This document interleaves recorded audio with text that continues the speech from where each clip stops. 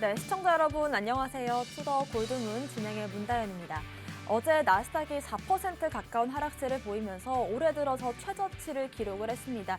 여기에 따라서 비트코인도 4월 이후로 최저치를 기록을 했고요. 또 37.7K까지 단숨에 내려가는 모습을 보였습니다. 사실 어제 반등이 나오고 있는 와중에도 저희가 방송에서는 아직까지 좀 조심스러운 부분이 있다. 하락 쪽에 무게를 좀 싣고 봐야 된다라는 말씀을 드렸는데요. 여기에 따라서 잘 대응하셨길 바라겠습니다. 지금 좀 큰 폭의 하락을 보인 시장에서 또 어떻게 대응 전략 잡아보면 좋을지 전문가님들 모셔서 얘기해 보겠습니다. 먼저 코인 대통령님 모셔볼게요. 어서 오세요. 네, 안녕하십니까. 오랜만에 인사를 좀 드리는 것 같습니다. 뭐 시장도 조금 이제 비실비실하긴 한데 뭐 날씨는 그래도 좀 좋잖아요, 그죠? 꽃가루도 많이 날리고. 예. 그렇다고 해서 뭐 시장이 안 올라갈 건 아닙니다. 뭐 재작년도 이제 시장을 겪어보신 분들은 아시겠지만 내려간 다음에 더 크게 상승하는 모습들을 계속 항상 보였어요. 그래서 시장은 또 이제 과거의 패턴을 반복하겠죠. 그렇게 움직이다 보면은 다시 한번 상승장 올 수 있기 때문에 계속해서 투더 골드만 함께 하시면서 상승장을 어떻게 대비해야 되는지, 상승장 때는 또 어떻게 또 매매를 해야 되는지 다 알아갔으면 좋겠다. 이렇게 말씀드리도록 하겠습니다. 네, 역사는 반복되고 또 내리기만 하는 시장은 없듯이 또 지금 시점에서 우리가 또 현명하게 투자를 이어갈 수 있으면 좋겠습니다. 끝까지 함께 해주시길 바라겠고요. 비트 필승님 모셔보겠습니다. 어서 오세요. 네, 안녕하세요. 어제에 이어서 오늘도 만나 뵙게 되었는데 어제 말씀드릴 때도 이번 주 선상, 저번 주부터도 행보세는 계속적으로 지속될 것이다. 하지만 이제 우상향적인 이제 횡보세가 짙어질 것 같다라고 말씀을 드렸었는데 어제 선상에서는 이제 5천만 원, 그러니까 5,100선 한번 다시 돌파하려고 하는 모습 보여줄 것 같지만 그때도 일희일비하지 마시고 또다시 조정세가 나올 것이다라고 말씀드렸는데 어제 5,100선 짧은 순간이었지만 다다르고 나서 급진적으로 큰 하락폭을 보여주었습니다. 아무래도 이제 나스닥 이제 우리 미증시가 빠지면서 커플링 현상이 나왔는데 왜 그런지 관점에 관해서 오늘 이슈 설명드려보고 또 이제 지금과 같은 장에서도 충분히 노려볼 만한 종목도 가지고 와봤으니까 영상 끝까지 시청해 주시면 감사하겠습니다. 네, 어제 역시도 비트필승님께서 방송에서 브리핑 해주신 대로 또 시장이 흘러가는 모습이었고요. 잠시 뒤에 또 한번 매매 전략 짚어주신다고 합니다. 오늘의 이슈들부터 체크해 볼게요. 악재부터 살펴보겠습니다. 코인 대통령님. 뭐 악재가 뭐 또 그렇게 많지는 않아가지고 또 보고 있는데 뭐 중국에서도 악재가 뭐 나오고 있고 NFT에 대한 악재가 나왔죠.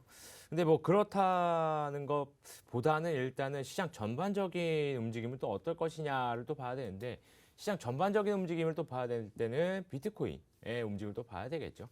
그래서 비트코인의 어떤 또 이야기가 나오고 있느냐? 이런 것도 한번 쭉 봤더니 역시나 안 좋은 이야기가 계속 나오고 있죠. 시장이 하락하거나 횡보할 때는 항상 이제 안 좋은 얘기가 나오죠. 그리고 항상 또 올라갈 때 좋은 얘기만 나옵니다. 또 그러다 보니까 지금 비트코인에 안 좋은 얘기가 나오는 걸로 봐서는 시장이 하락하고 있는 것이 맞고 그다음에 횡보를 하고 있다. 하락한 이후에 횡보를 하고 있다라고 좀 볼 수 있는데 우선 비관론이 계속해서 확산이 되고 있습니다. 비트코인에 대한 비관론이 계속 확산이 되고 있는데 어떤 비관론들이 나오고 있느냐? 일단은 월가에서는 이제 투자자들이 위험 회피하려는 움직임을 많이 보이고 있다라는 분석을 내놨어요. 그렇기 때문에 비트코인, 이제 뭐 매수세가 적거나 이 그 위험 회피를 하려고 하기 때문에 비트코인에 타격이 올 것이다. 라는 또 이야기가 나오고 있는데 아무래도 월가 쪽에서는 이 그 금융, 그다음에 뭐 자본들의 움직임, 그다음에 뭐 이것저것 또 판단을 하겠죠. 안전자산, 위험군 자산들 그런 것도 나눠봤을 때 투자자들이 어디 쪽으로 움직일 것이냐 이런 것도 전체적으로 볼 텐데 위험 회피를 하려는 움직임을 좀 보일 것이다 라는 분석을 내놨기 때문에 고위험군 자산인 암호화폐, 비트코인에 타격이 올 것이다. 뭐 이런 얘기가 나왔겠죠. 자, 그다음에 또 어떤 얘기가 있냐면 하락 패턴이 만들어지고 있다. 그래서 비트코인 하락을 한 번 더 맞을 것이다 라는 이야기도 나오고 있습니다. 자, 하락 패턴이 만들어지고 있다. 저는 솔직히 말씀드려서 이 패턴 이야기를 조금 이제 해야 될 것 같은데 항상 뭐 기법도 있고 패턴도 있고 많잖아요. 그죠? 뭐 쌍바닥을 지지하면 올라가고 그다음에 뭐 쌍봉이 나오면 내려가고 그다음에 뭐 엘리어트 파동 그다음에 뭐 등등 뭐 지표들 뭐 이런 것들이 있겠지만 저는 항상 그런 지표나 이런 패턴들 저는 뭐 그렇게 막 맹신하지는 않는다라고 좀 말씀을 항상 드리죠. 그래서 물론 뭐 무시할 수는 없겠죠. 뭐 이런 패턴이 있기 때문에 뭐 다시 갈 것이다라고 예측을 해볼 수 있겠고, 이런 패턴이 나왔기 때문에 뭐 다시 한번 하락을 할 것이다라고 예측은 한번 해볼 수 있겠죠. 왜 예측을 그렇게 해볼 수밖에 없느냐? 100% 확신을 할 수 없기 때문에 그렇습니다. 그죠? 투자 시장에서는 100% 확신을 할 수가 없어요. 그렇기 때문에 이런 패턴들, 그다음에 지표들, 이런 것들을 보면서 예측을 해보는 거죠. 예측, 그죠? 예측을 한번 해보는 겁니다. 자, 그래서 이런 패턴이 나왔기 때문에, 하락 패턴이 나오고 있기 때문에, 만들어지고 있기 때문에 하락이 한번 더 올 것이다라고 이야기가 나오고 있는데, 말이 계속 바뀌어요. 그죠? 자, 어떤 이야기가 나왔어요? 4월 초에는 무슨 이야기가 있었습니까? 시장이 4월까지 내려가고 상승장은 5월부터다라는 이야기가 나왔죠. 그러더니 갑자기 4월 말 되니까 패턴이 만들어지는 중, 하락이 올 것, 뭐 이러고 있어요. 그죠? 그렇기 때문에 거의 좀 살짝 일기예보 같습니다. 그죠? 예, 어제였나요? 일기예보가 분명히 월요일이었죠. 월요일에는 화요일 날 비 온다고 돼 있었어요. 그러더니 화요일 날 아침이 됐더니 비가 온다고 없어졌습니다. 그죠? 그날 그 당시 상황에 맞춰서 날씨가 바뀌는 거랑 비슷하게 그때 하락하고 있으니까 하락한다. 올라가고 행보하고 있으니까 올라간다. 이런 얘기만 하고 있죠. 자, 그래서 이런 패턴이 만들어졌다고 해서 무조건 올라가고 무조건 내려가고 이런 거 아닙니다. 그죠? 그렇기 때문에 이런 패턴이 만들어지는 중, 그 다음에 뭐 하락할 것이다. 이런 것들을 믿고 그냥 막 던지고 하지 마시고, 이런 것들을 보고서 더 내려갈 것을 예상해서 그러면 지금 그냥 파는 게 조금 더 손실을 덜 보는 거겠지라고 생각을 하시고 매도를 하시는 분들이 있다 보니까 조금 더 내려가겠죠. 그리고 시장은 조금 더 흔들릴 수 있고요. 그럼 이제 뭐 실망 매물이라던가 아니면은 뭐 이제 공포에 파는 사람들, 이런 분들 때문에 또 이제 시장이 내려가 줄 수 있는데, 그런 것들에 휘둘리지 마시고, 시장은 뭐 하락했으면 올라가고 올라갔으면 내려가고 항상 반복했잖아요. 그리고 2020년, 2021년 시장을 본다면 뭐 예를 들자면요. 예를 들자면 뭐 정확하게 뭐 지금 봐야 되겠지만, 예를 들자면 50% 내려갔으면 200% 뛰어 올라가고 그랬어요. 그죠? 그렇기 때문에 지금도 역시나 비슷한 구간이라고 생각합니다. 내려가는 구간이었고, 내려갔으면 더 크게 올라가는 구간이 분명히 존재할 것이다 라고 판단이 되기 때문에, 지금 이렇게 내려가는 거에 너무 그렇게 막 마음 쓰지 마시고 막 식음을 전폐해가지고 막 다 때려부지 이런 거 하지 마시고요. 그죠? 이런 거 하지 마시고 그냥 내려가면 내려가나 보다 라고 생각을 하시고, 다시 올라가겠지 라고 판단하시고, 어차피 저희는 투자를 한 거잖아요. 그죠? 투자를 한 거지 죄송합니다. 돈 나오는 항아리에다 돈 집어넣은 거 아니란 말이에요. 그죠? 뭐 돈 나오는 항아리에 돈 집어넣어갖고 당장 하루 이틀 만에 돈이 2배로 튀어나오고 이런 거 아니잖아요. 그죠? 그건 뭐 전래동화니까요. 그런 거 아니니까 우리는 투자를 한 거란 말이에요. 투자를 했기 때문에 잘 보유하시고, 그다음에 올라갔을 때 충분한 수익이 나왔을 때 매도를 하시길 바라겠다. 이렇게 말씀드리도록 하겠습니다. 네, 날씨만큼이나 또 이 상황에 따라서 말이 달라지는 게 암호화폐 시장이 아닐까 싶은데요. 지금 워낙 또 가격이 좀 떨어지고 있다 보니까 부정적인 전망들이 속속들이 나오고 있는 상황인 것 같습니다. 이런 보도들에 우리가 일희일비하면서 반응을 한다라고 한다면 이게 또 악재로 이어질 수 있기 때문에 이런 부분들 유의하시면서 투자하시길 바라겠습니다. 비트필승님의 악재 살펴볼게요. 네, 제가 오늘 가지고 온 악재 이슈는 총 2가지가 있겠습니다. 일단 첫 번째로는 원천적인 악재, 러시아 사태에 관한 이슈이고, 두 번째 같은 경우에는 지금처럼 시장의 변동폭이 클 때, 또 특히 하락장일 때 항상 나오는 이런 암호화폐 시장 자체적으로 비관적인 관점에 나오는 그 논점에 관해서 말씀드리도록 하겠습니다. 일단 첫 번째는 러시아 사태인데, 이 러시아 외무장관이 세계가 핵전쟁과 그리고 3차 세계대전에 관해서 이 위험을 세계적으로 과소평가하고 있다라고 말한 발언에 관한 이슈가 되겠습니다. 최근에 이제 미국 국무장관이 러시아가 우크라이나의 기차역 이 5군데 그러니까 폭격을 가하면서 보도가 나오자, 오히려 미국 국무장관은 기차를 타고 키우에 이제 방문을 하면서, 푸틴 대통령은 우크라이나의 주도권을 빼앗기 위해 노력을 했지만 그러지 못하고 실패했다고 강하게 밝힌 바가 있고 난 이후에, 이 러시아의 외무장관이 세계는 이제 방금 말씀드린 것처럼 이제 간과하고 있다라고 말하면서, 핵전쟁 위험은 실제하고 또 매우 심각한 수준이다라고 강력하게 말을 했습니다. 이제 그리고 덧붙이는 내용으로서는 과소평가해서는 안 된다라고 입장까지 강하게 내비쳤는데, 자신들은 인위적으로 이 핵전쟁이 위험이 고조되는 것을 바라지 않는다. 그리고 러시아는 핵전쟁 위험을 낮추기 위해 이제 행동을 취하고 있다라고 말을 했는데 저희들이 누가 보더라도 우려성으로 인한 진심 어린 발언이다라고 보이기보단 이제 반어적인 협박성에 담은 언변이지 않나라는 그런 관점이 보였던 이제 언변이 되겠습니다. 그리고 나토의 무기 지원과 그리고 자원 지원은 사실상 이제 대리를 통한 전쟁을 임하고 있다라고 비난까지 했었는데 전쟁을 일으키고 비인도주의적인 행위를 지속적으로 지금까지도 해오고 있는 러시아가 할 말은 아니다라고 생각이 들어지고 있습니다. 일단 현재 사태로만 해도 일단 기존에 저희들은 이제 인플레이션으로 인한 금리 인상으로 인한 우리 증시와 암호화폐 시장에서도 지속적으로 반영되고 있고 해소되지 않고 있는 원천적인 악재 해소인데 러시아 사태로 인해서 우리가 장기전이 돌입하면서 유가 상승 및 가스의 이런 이제 자원적인 상승으로 인해서 인플레이션이 고조되고 있는 양상을 띄우면서 지속적으로 시장에 반영이 되고 있었습니다. 거기다 추가적으로 오늘 같은 기사와 또 이제 어제 같은 경우에는 러시아가 폴란드의 나라에 관해서 가스를 이제 수출을 금지하겠다라고까지 밝혔는데 이 부분은 폴란드에 한정적으로만 반영되는 시장이 아닙니다. 가스의 수출이 금지된다라고 한다면 수요도가 증가되고 그로 인해서 생산성이 떨어지다 보면은 그에 관한 부품들 그리고 주변국들의 나라에게도 지속적으로 영향을 끼치면서 그로 인한 이제 풍기 현상이 일어나면서 인플레이션을 고조시키면서 모든 나라들 특히 주변국들한테 피해가 꼭 입힐 양상을 띌 것이다 라고 보여지고 있는 상황입니다.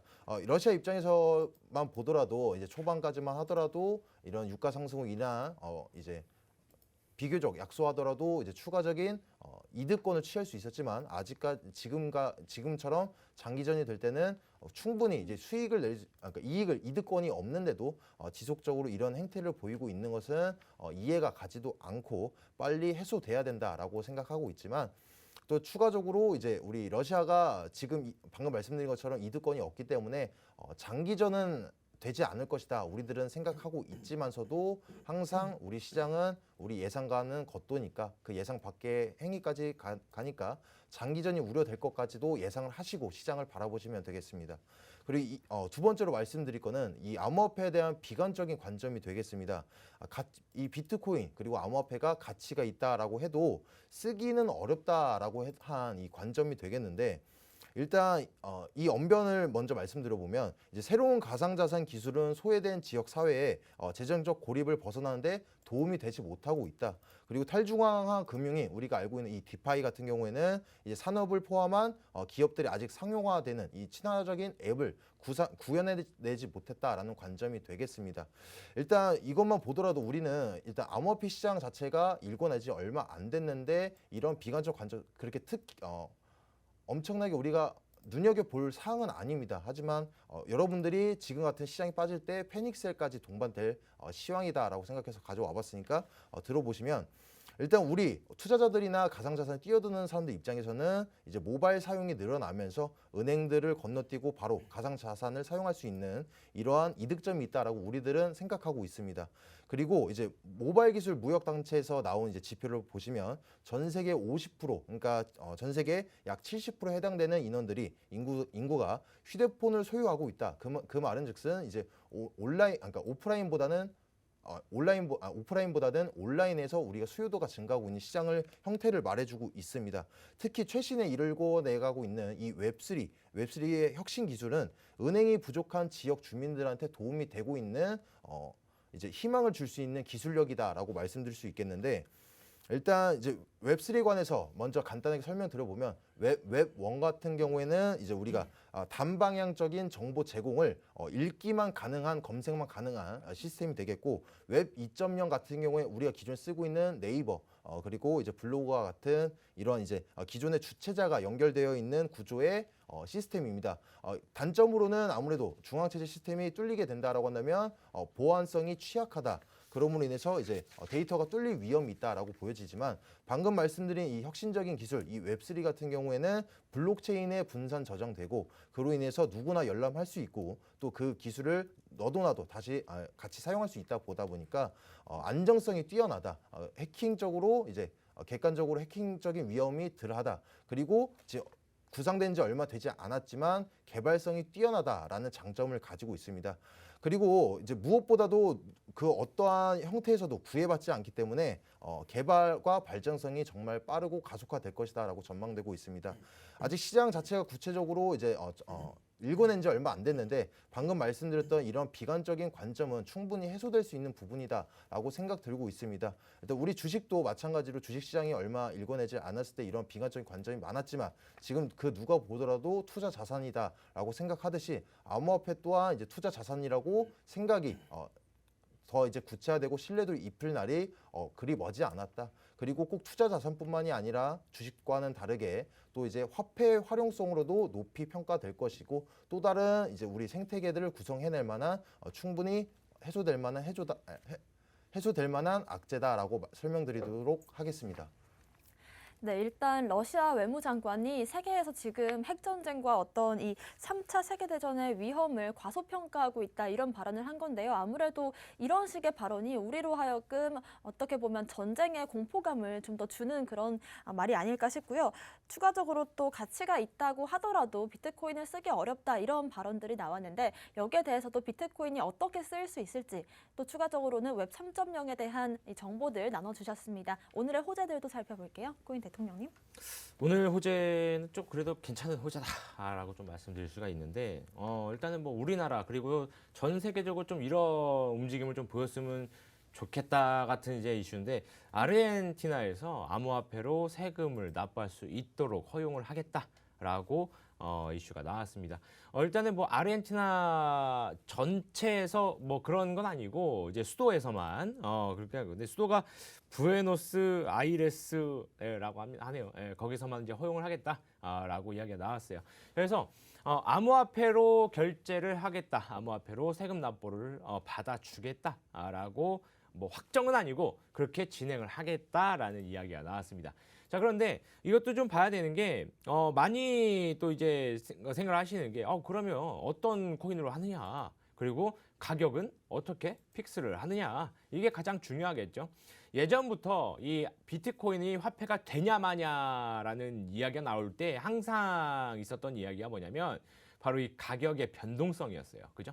가격의 변동성이었고 그 변동성 때문에 말이 많았죠. 그래서 이제 화폐를 사용할 수 없다라는 말도 많았고요. 뭐 그쪽의 뭐 이야기는 뭐 예를 들어서 뭐 비트코인 1,000원이에요. 그죠? 비트코인 1,000원이어서 내가 이제 1,000원짜리 아이스크림을 사 먹으러 딱 들어갔는데 편의점을 들어가자마자 900원이 됩니다. 못 사 먹어요. 그래갖고 나가야지 하고 나가는데 문을 열고 나가자마자 다시 1,000원을 올라요. 그 문만 왔다 갔다 하다가 그냥 집에 갔다 뭐 이런 얘기가 뭐 나오긴 하는데 그런 것들을 좀 통제하기 위해서 어떻게 할지 모르겠지만 일단은 직접적으로 시민들이 납부를 하지는 못합니다. 직접적으로 못하고 이제 세금을 뭐 매일매일 금값처럼 매일매일 이렇게 뭐 가격을 하겠지 아니면 환율 그처럼 이제 살 때 팔 때 뭐 이런 것처럼 이제 매일매일 정하겠죠. 이렇게 정해가지고 어떠한 그 기업에 이제 뭐 시민들은 암호화폐를 보내고 그 암호화폐를 보낸 걸로 이제 그 아르헨티나 돈으로 바꿔서 이제 세금을 납부할 수 있게 이렇게 좀 하려고 하는 것 같습니다. 그래서 어떻게 진행될지는 뭐 검토할 것도 많을 것이고 그 다음에 정할 것도 많을 것이고 이런 것들도 많겠지만 그런 것들을 좀 정해서 허용을 하겠다. 라는 것 자체가 굉장히 좋은 이슈겠죠. 좋은 움직임이고. 자, 근데 이런 것들의 이런 이슈들을 보면 항상 여기 또 남미 쪽에서 이렇게 움직이고 있죠. 보면. 그래서 왜 이런 쪽에서 이렇게 뭐 자꾸 뭐 세금을 내게 하고 그다음에 뭐 법정 화폐로 뭐 지정을 한다 하고 이럴까요? 라고 봤을 때 뭐 때문에 그렇습니까, 얘네들? 인플레이션 때문에 그렇죠. 자국 내 화폐 자체가 힘을 못 쓰고 있어요. 자국 내 화폐 자체가 거의 그냥 뭐 종이 휴지 조각이죠. 그러다 보니까 인플레이션은 극심해지고 그러다 보니 자국 내에 있는 화폐는 쓸 수 없고 그렇다 보니까 뭐 이제 찾은 대책 방안이 바로 암호화폐겠죠. 자, 이 대책으로 자기네 자국에 있는 화폐를 못 쓸 경우에 대책으로 이제 우회 대체제로서 쓸 수 있는 게 암호화폐로 채택을 했다는 것 자체가 좋은 이슈겠죠. 자, 뭐 그렇다고 지금 당장 뭐 달러, 그다음에 우리나라 원화, 뭐 위안, 그다음 뭐 엔화 이거를 뭐 전부 다 뭐 유로 이거를 전부 다 암호화폐를 바꾼다. 지금은 솔직히 시기상조입니다. 그죠? 뭐 그만큼 인플레이션이 일어나지도 않았고요. 그리고 원화는 아직도 그래도 쓸만은 하잖아요, 그죠? 그리고 미국의 달러도 역시나 뭐 현재 뭐 100년 전과 비교를 해봤을 때 100년 전의 달러의 가치의 95%를 상실했다라고는 하지만 그래도 아직까지 달러 통용됩니다. 그죠? 아직까지도 쓸 수 있어요. 그렇기 때문에 대체제로서의 역할을 못할 뿐이지 뭐 앞으로 좀 시간이 좀 더 지나서 인플레이션이 극심화되고 그다음에 이제 가치를 조금 더 뭐 99%까지 잃게 된다면 충분히 대체제로서 암호화폐 충분히 사용할 수 있기 때문에 앞으로 계속 더 시간이 지나면 지날수록 뭐 각광을 받을 수 있는 게 암호화폐지 않을까? 이렇게 또 말씀드리도록 하겠습니다. 네, 암호화폐 비트코인을 법정화폐로 채택하는 소식에 이어서 이제는 아르헨티나에서 암호화폐로 세금을 납부할 수 있게 하겠다 이런 이슈가 나왔습니다. 특히나 인플레이션이 심한 국가들에서 이런 모습이 더 나올 것 같은데요. 이런 이슈들 체크해 보면서 지금 시장 호재들 먼저 체크하시는 게 좋을 것 같습니다. 비트필승님의 호재도 살펴볼게요. 네, 오늘 제가 가지고 온 호재는 총 두 가지가 있겠습니다. 일단 두 가지 모두 다 단기적으로 바로 시장에 반영될 만한 호재는 아니지만 정말 강력한 호재니까 귀 기울여 들어주시면 감사하겠습니다.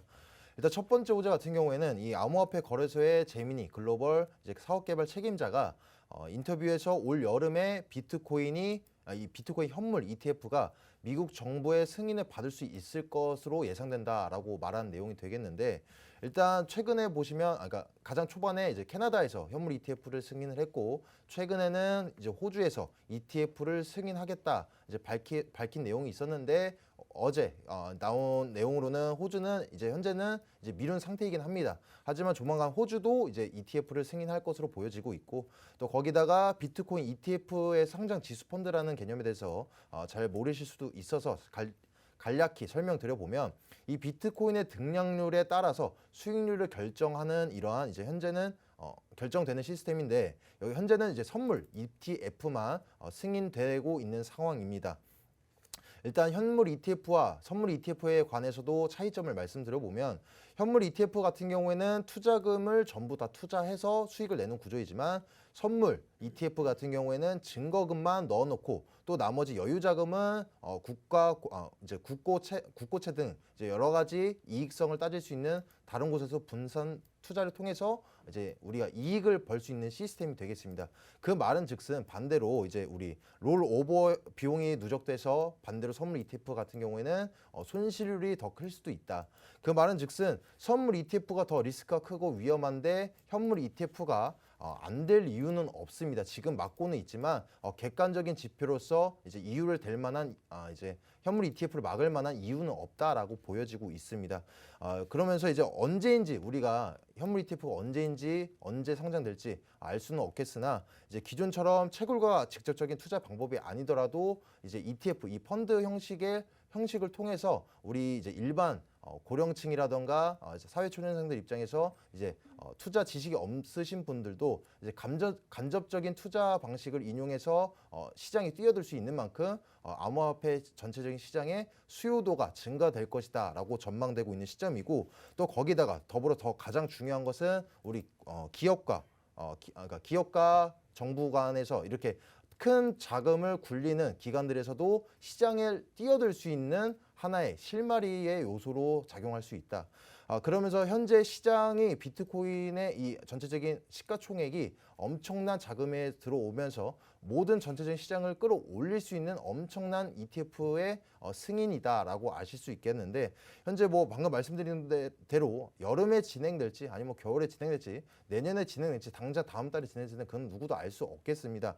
하지만 선물 ETF가 진행된 만큼 현물 ETF에 대한 승인 기대감도 그 누가 봐더라도 기대되고 있는 시점이니까 이 호재를 가장 이제 전망적으로 눈여겨 보시길 바라겠고 이어서 두 번째 호재에 관해서 말씀드려보면 일단 이 CNBC에 따른 내용이 되겠습니다. 미국 텍사스주 이제 포트워스 시의회가 일단 비트코인 채굴을 허용하는 법안을 냈다라는 기사가 되겠습니다. 시의 당국의 블록체인 업계인 이제 그러니까 블록체인 업계에 관해서 이제 채굴을 할 수 있는 이 시스템 세대를 이제 수급을 받아서 이제 프로젝트를 시작할 계획이다라고 발언이 되었겠는데 이 시장의 말을 인용해서 말씀드려보면 비트코인 채굴하는 미국의 첫 시도이면서 이제 텍사스의 BTC, 그러니까 비트코인의 채굴의 대표 도시로 자기 자리를 매김할 것이다라고 하는 발언이 되겠습니다.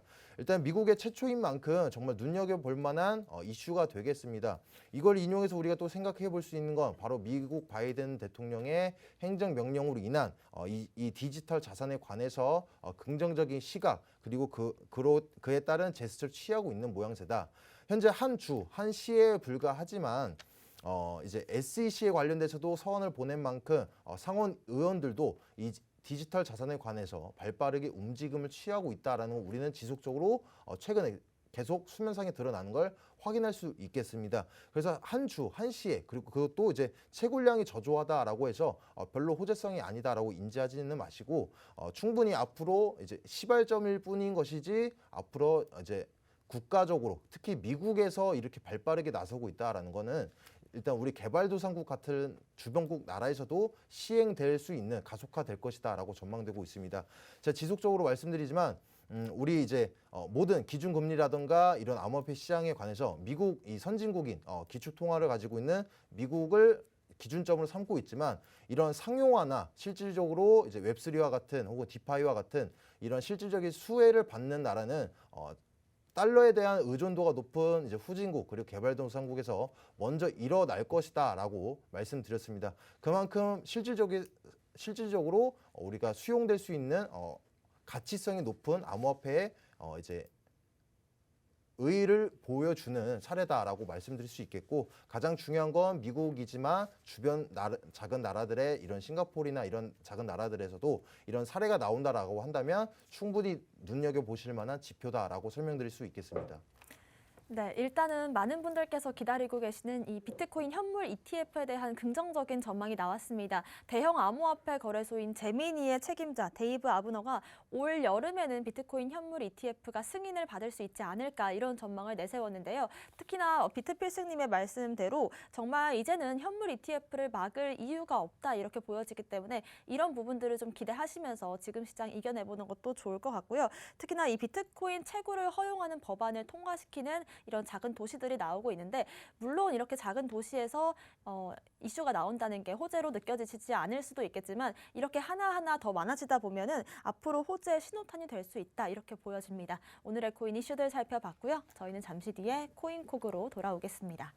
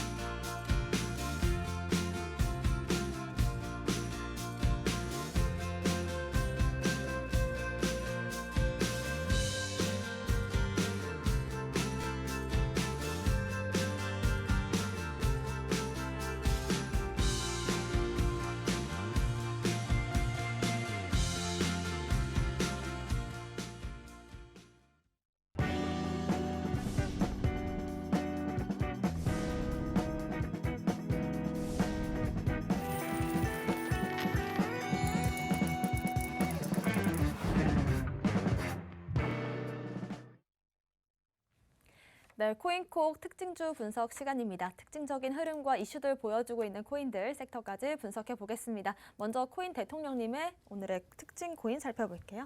저번에도 한번 말씀드렸던 코인인데 그리고 제가 또 계속 지켜봐야 된다라고 또 말씀드렸던 코인인데 바로 카이브 네트워크입니다. 카이브 네트워크는 이제 뭐 예전에도 몇 번 설명을 드렸으니까 이게 뭐 하는 코인 이거는 이제 그만 설명을 드리겠고 카이버 네트워크가 계속해서 올라가고 있죠. 예, 뭐 떨어졌다가도 올라갔다가 또 살짝 떨어졌다가 다시 또 올라가고 이렇게 해서 계속해서 지속적으로 상승하는 모습을 보여주는 코인이 지금 딱 카이버 네트워크 하나예요. 차트 보면서 정확하게 또 더 설명드리도록 하겠습니다. 자, 카이버 네트워크의 차트인데 잘 올라가죠, 그죠? 그리고 제가 한 2주 전인가요? 또 말씀을 드렸을 거예요. 카이버 네트워크 더 올라갈 수 있다. 왜? 시장은 하락장이 아니기 때문에. 라고 말씀을 드렸어요. 자, 카이버 네트워크가 계속해서 올라간다는 것 자체가 하락장이 아니다. 코인이 쓸 데가 아직 있다라는 말이겠죠. 자, 코인이 아직 쓸 데가 있다라는 것 자체가 뭐냐면 트랜잭션이 많이 일어나고 있다라는 거예요. 자, A 코인에서 B 코인의 트랜잭션이 일어나고 있고 그거를 또 바꿔주고 있고 그 역할을 카이브 네트워크가 하고 있기 때문에 실질적으로 코인이 쓰이고 있다라고 판단을 해볼 수 있겠죠. 알게 모르게, 그죠? 예. 자, 왜 그러냐면 오늘 또 보면 이제 밀크가 이제 뭐 2년 뭐 됐는데 뭐 이제 사용자 가입수가 100만 명이 넘어갔고 뭐 여러분들 다 아시겠지만 죄송합니다.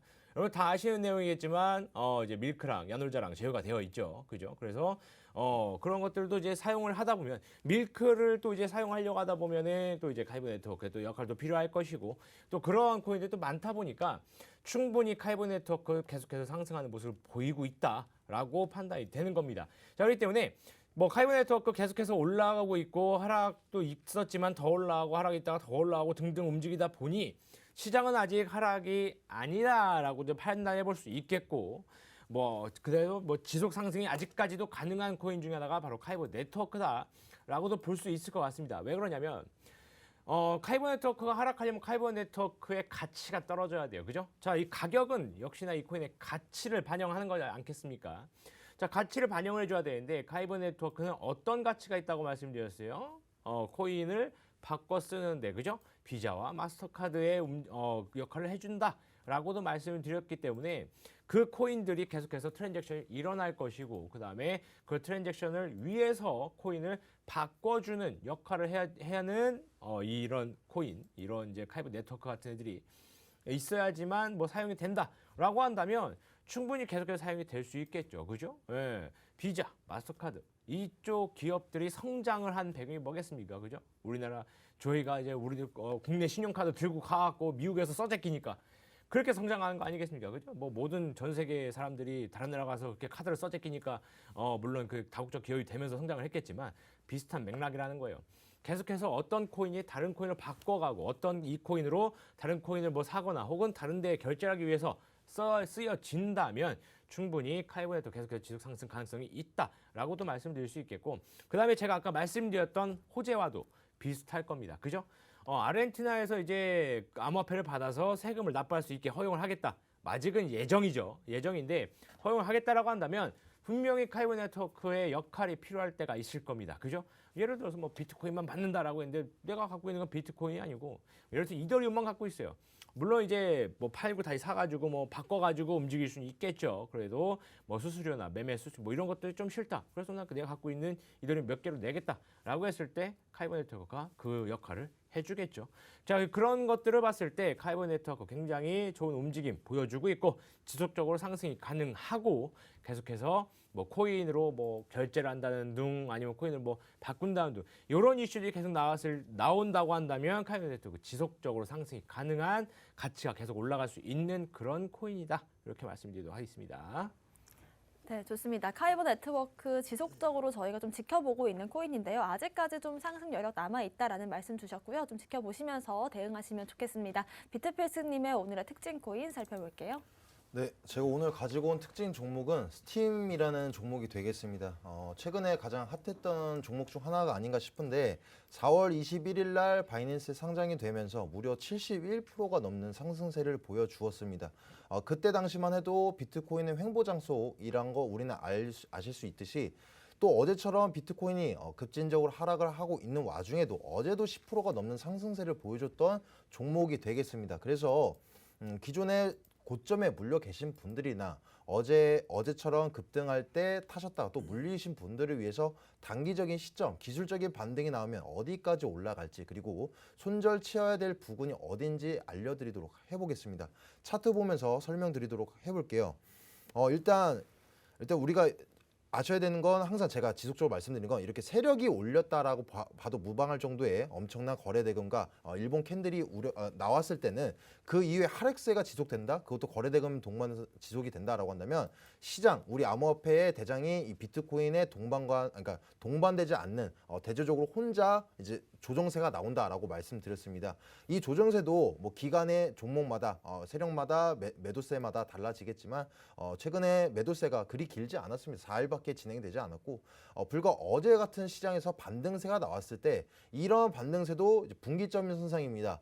추가적인 다시 상승하기 위함의 여력인지 아니면은 미처 이제 털어내지 못한 물량에 관해서 한번 이격을 벌리면서 털어낸 양상인지 그걸 판가름 잘 안 나실 수도 있겠는데 일단 첫 번째는 이제 이슈로 인해서 올라간 만큼 이제 명분을 입혀서 올라간 만큼 재료 소멸이 된 상태이다. 그래서 호재성을 기다리시기보다는 이제 차트적인 매수 매도세를 차트적인 관점으로 바라보시는 게 더욱더 정확하다라고 설명드릴 수 있겠고 현재 일단 매수세는 4시간 일봉선상을 보시더라도 매수세는 이제 많이 꺾여 있는 걸 우리는 확인할 수 있겠습니다. 하지만 어제 같은 날에서는 보면은 이제 5일선 이평선이 20일 이평선 뚫어주면서 나머지 120일 이평선과 60일 이평선에서 맞닿아주면서 강한 지지선으로 작용하다 보니까 기술적인 반등이 나올 시점에서 특히 어제 같은 시장에서 매수세가 붙는 종목이 단 한 종목도 없을 때 이제 조금의 매수세만 붙더라도 올라와 주는 양상을 보이고 있습니다.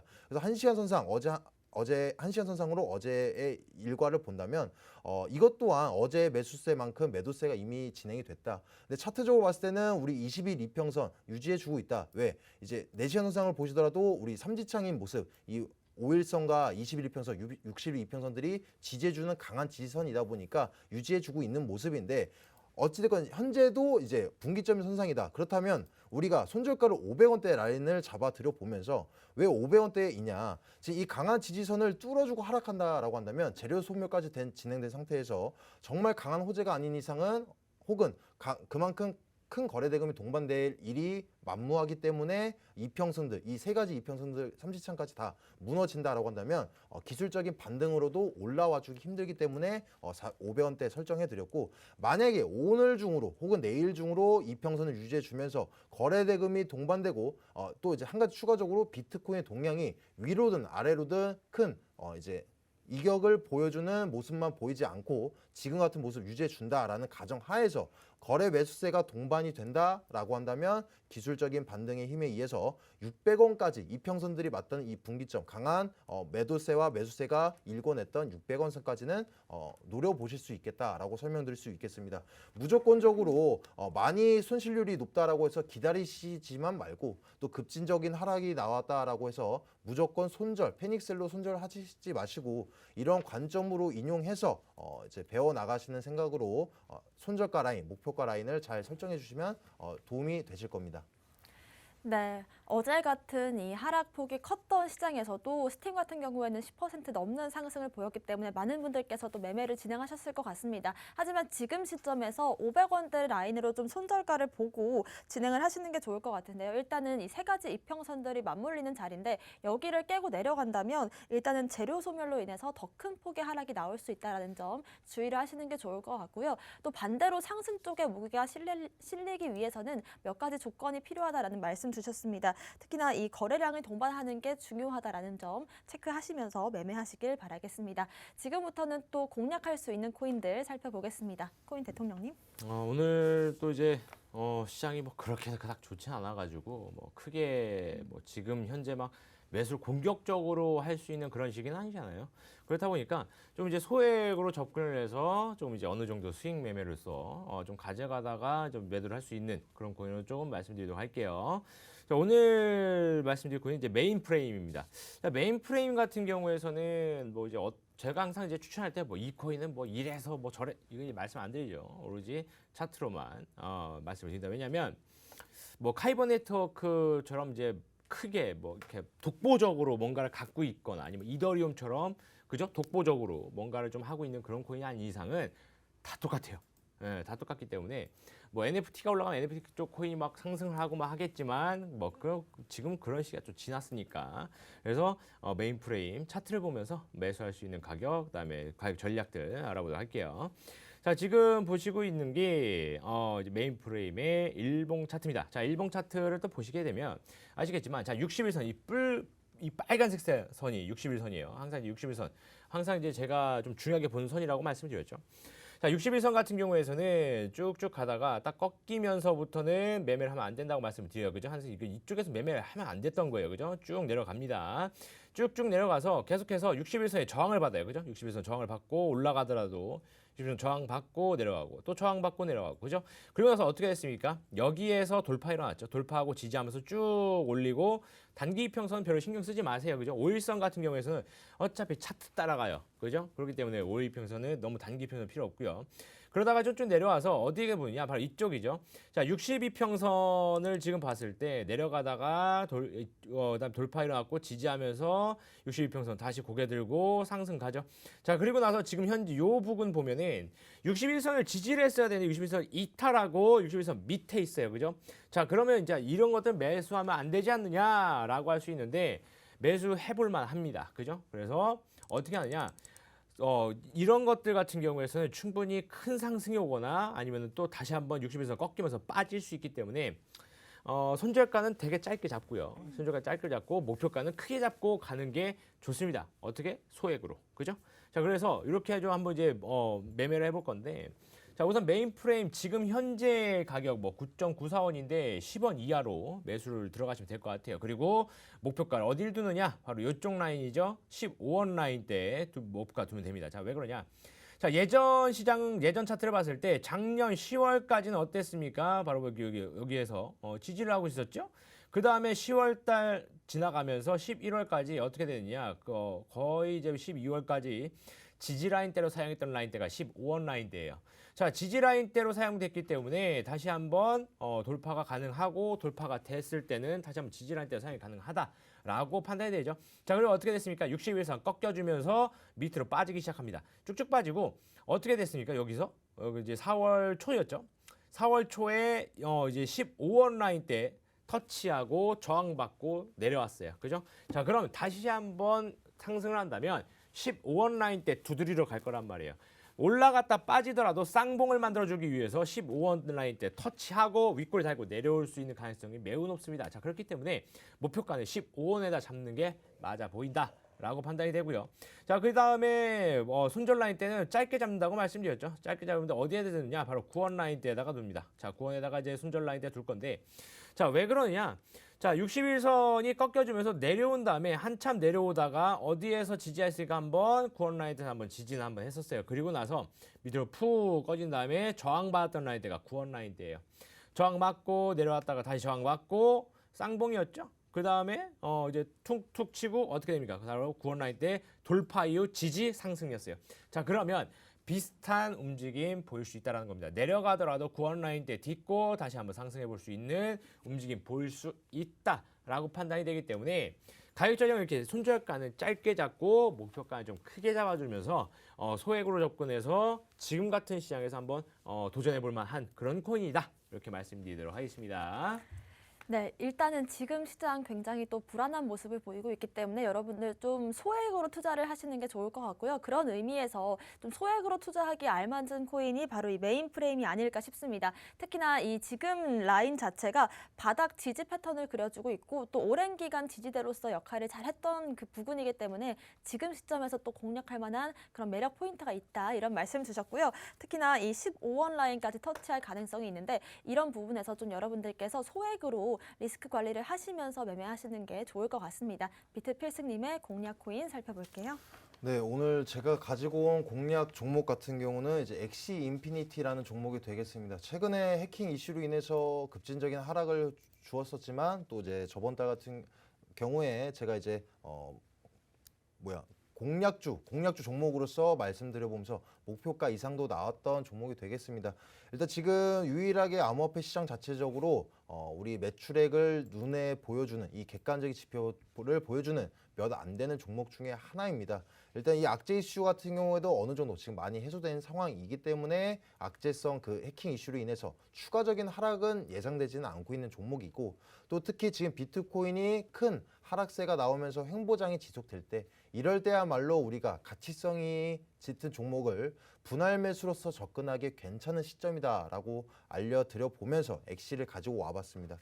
일단 차트를 보면서 설명해 드려 보면 일단 비트코인을 먼저 설명 들어보도록 해보겠습니다. 항상 모든 알트코인을 보기 전에 우리 시장 동향을 파악하시고 난 이후에 알트를 보라고 말씀드렸듯이 우리 비트코인 동향은 어떨까요? 지금 저번 주 선상, 주봉 선상 보시더라도 지속적으로 빠지고 있는 이 음봉의 추세를 보여주고 있지만 여러분이 보시더라도 거래대금이 비교적 적게 나오고 있는 양상을 보이고 있습니다.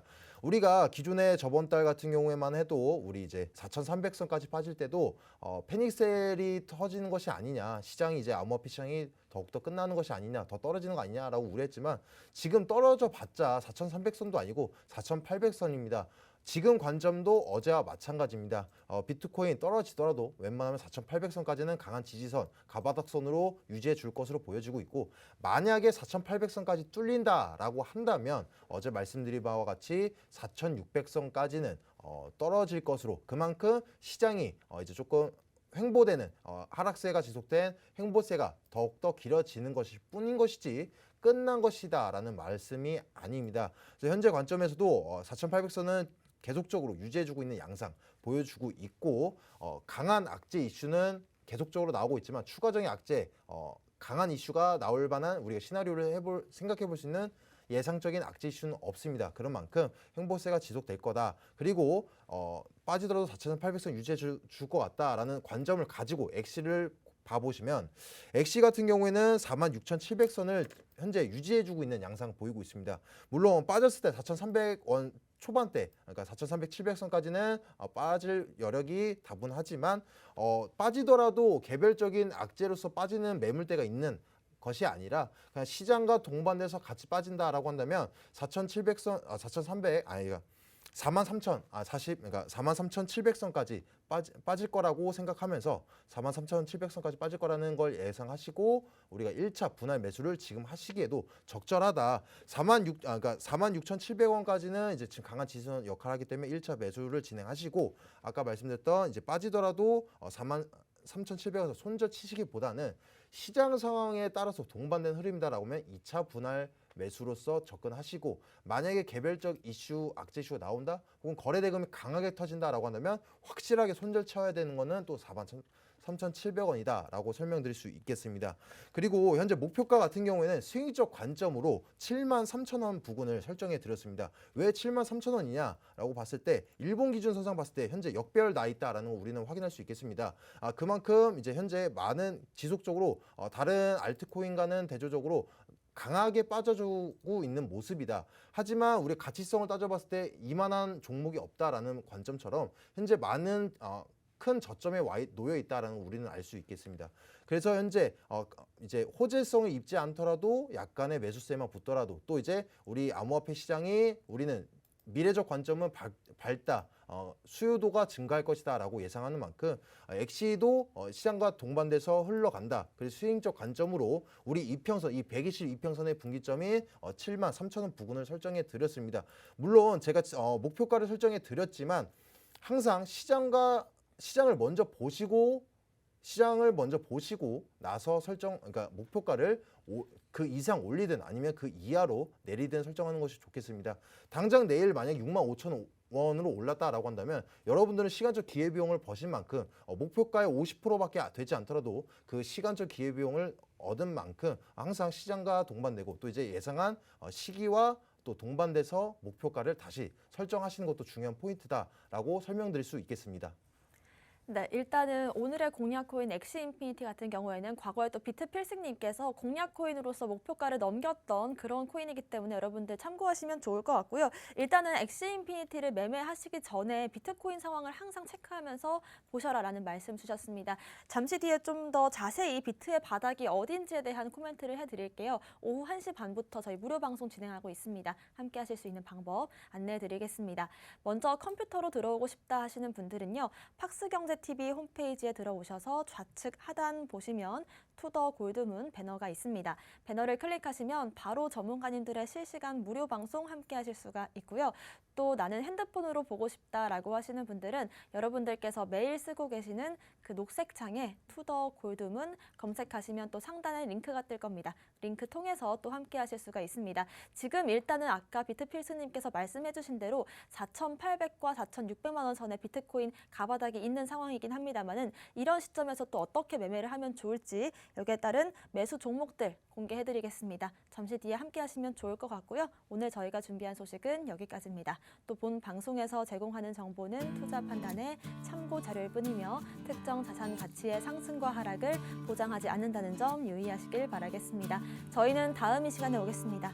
시청해주신 여러분 고맙습니다.